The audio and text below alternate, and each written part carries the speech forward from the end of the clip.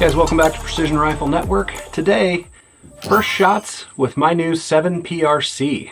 Let's go.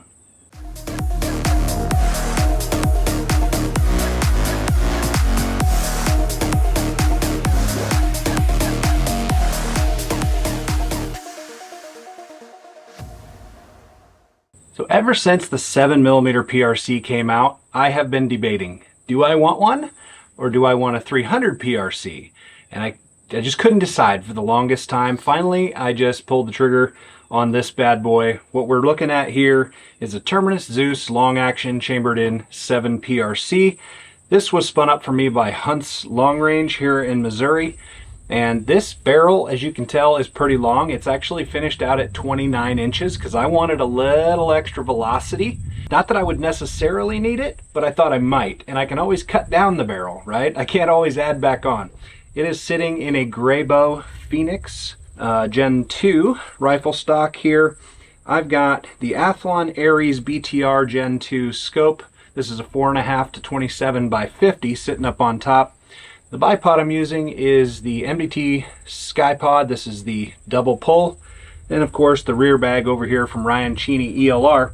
And I am kind of fire forming brass is what I'm doing today with my first shot. So I'm going to be using the Precision Hunter 7 PRC from Hornady, and this is 175 grain ELDX.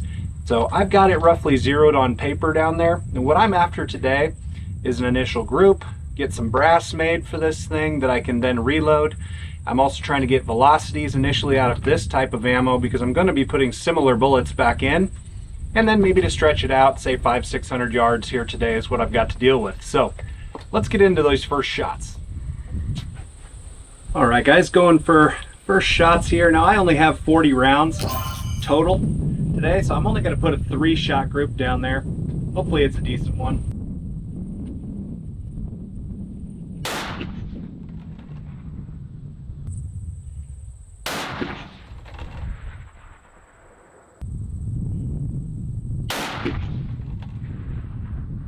All right, it's looking like a sub MOA group down there. I'm going to just add a 10th.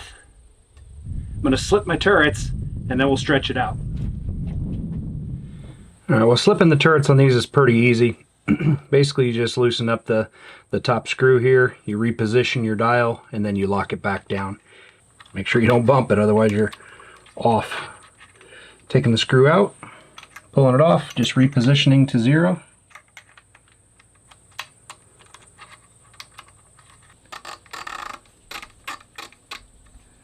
Does have a 0 stop, but it lets it go, oh, it's solid 7 or 8 mils below the 0 mark, just FYI.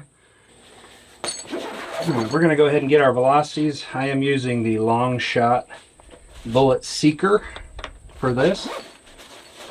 Pretty simple. Basically just turn it on, sync it with your phone via the app and Bluetooth. Actually, let me record this for you guys on the screen here so you can see what I'm doing. Okay, bullet seeker. And we're going to turn this guy on.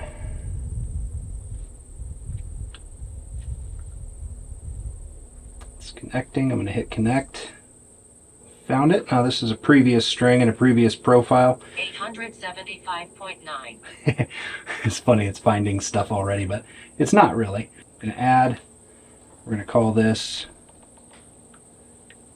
7 PRC. Change this to 7 PRC. Change 767.6. I have no idea what it's finding right now. That's super weird. All right, and then I'm going to go 29. Whatever those first two were, when we're all done, I'm going to delete them. So let's go ahead and get our velocity here. I'm also going to dial on 1 mil, actually 0.9, 0.8 probably to 300 yards. $3,031.9.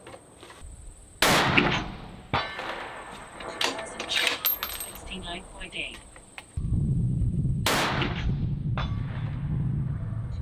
2,968.9.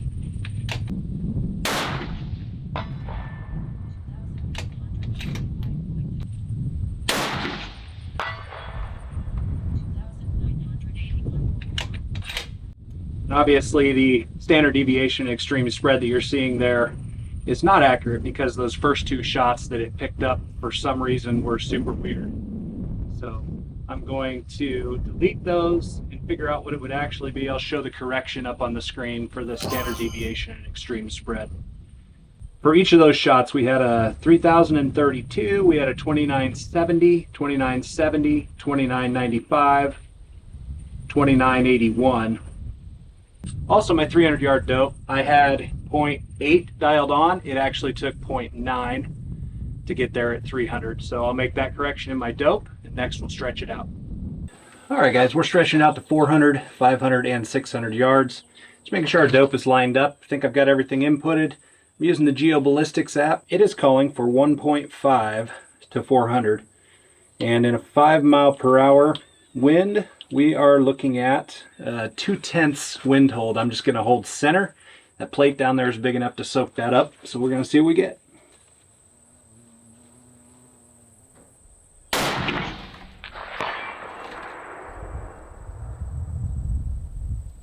think we're centered up, but we're going to send one more right down there.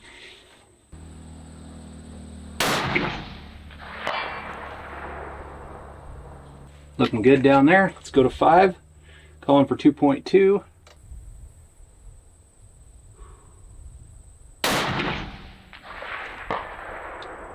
Good impact. Put another one down there.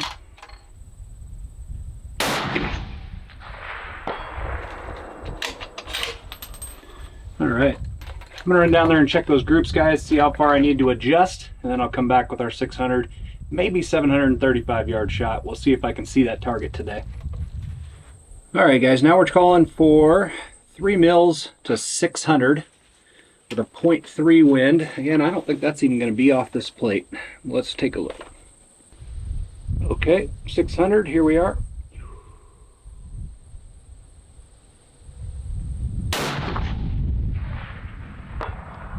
Good impact, elevation's good. Let's go ahead and hit that 735 if we can.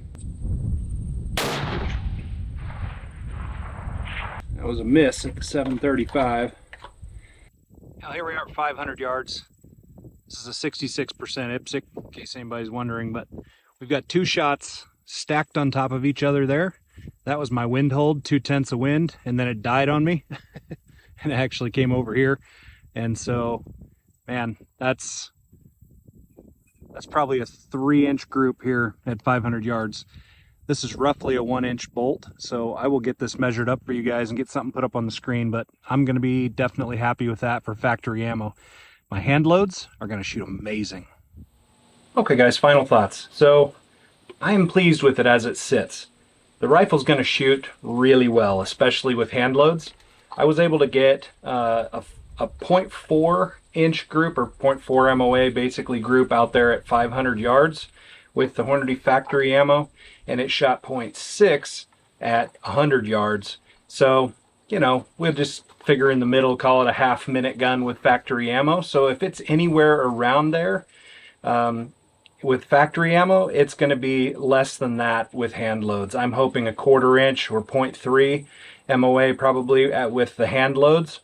And this thing is going to be an absolute hammer for kind of an out west, longer range, precision hunting rifle. Again, barrel spun up by Hunt's Long Range, so big shout out to Ryan over there for doing what he does best and building excellent rifles.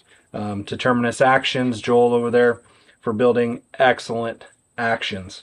And to Grayboe for supplying the Phoenix 2 stock, which is a great complement for this setup. So all in all, I'm pleased so far. The glass, guys, just to tell you about the Athlon Aries BTR Gen 2, it is a mil scope. You got 2/10 hash marks in there, floating center dot. It's in that $1,000 price range, right? So it's not a low end, kind of lower end scope. The glass is pretty dang good. I'm not having trouble seeing these targets. There's a target out here at 735 yards in shadow, back in the woods. There's heavy mirage today. I'm still able to see that target, which usually bodes well for glass. Like I tend to look at shadow and contrast and detail especially as it cuts through mirage, and this guy's doing pretty well at that distance.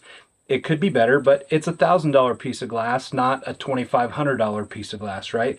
So again, Athlon Aries BTR Gen 2 4.5 to 27 by 50. It's lightweight, it's compact, it's a good complement for a hunting rifle like this. So I may change it out at some point here just to see what a slightly better piece of glass does for those longer range shots. But again, this is absolutely adequate at the ranges that I plan to use this rifle at. Knowing that I'm probably never going to get beyond a 600 to 700 yard shot, just as far as my personal brand of ethics goes on large game, I may end up cutting this barrel down a little bit. I am getting an average of about 2990 feet per second, and I do expect that over about 100 rounds or so to speed up, and it might speed up as much as 50 to 100 feet per second. I don't need that much speed, and this is a 29-inch barrel. I might just come off an inch and just see what that does, or maybe I'll come down to 27 inches and see what that does. I'm going to play with this rifle and just see if I can fine-tune everything just the way that I want it to be. But the next step is going to be hand loads, and I'll probably do just a quick follow-up video on that to show you guys what I got with the hand loads. So far, impressed with this. If you appreciated the video, take the time, please. Just give a thumbs up on that video. You don't have any idea how much just a simple thumbs up on the video helps the algorithm push my video out to more viewers. It's a big help to me. So just take the time, hit that thumbs up button, and if you have the time, leave a comment. That helps even more. Shows engagement on the video. YouTube likes that. And I want YouTube to like me. Thanks for watching today, guys. Stay tuned for another great video from Precision Rifle Network.